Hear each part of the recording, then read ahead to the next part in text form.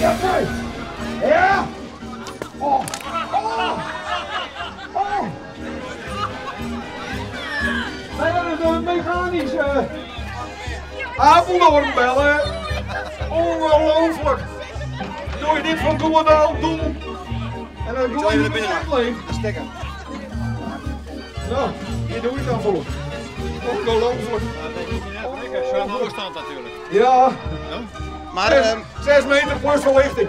dit vreet toch even om kwarte uitlees. Want wat doe je hem hier nou correct en wat is de bedoeling? Nou, dat is een moeilijk probleem.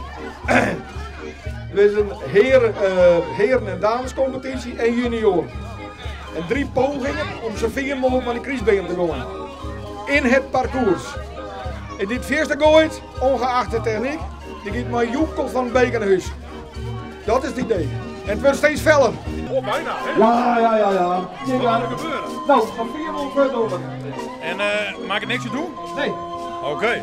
dat was helemaal zelf eigen inzet. En hoeveel beurten haak? Draaien. Draaienbeurt? Ja, draaien. Oké, en de eerste telt. Ja. En dan door. Of het tellen zo wel. En maak ik niks in welke ben je? Nee, maar Echt dat net? was in ieder geval 1 keer bij de Bjergenbroek. Oké. Net daar weet ik jongens. Hoppa! 8 meter 60.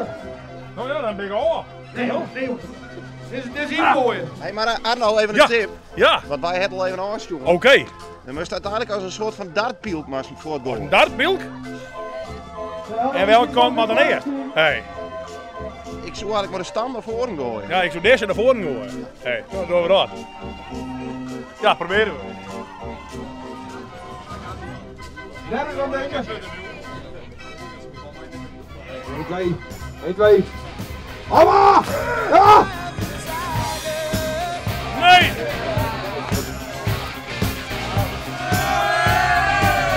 Oh! Hoppa! Ja! Hey, bij Harry! Hey jongens, Harry sloopt de boom, hè?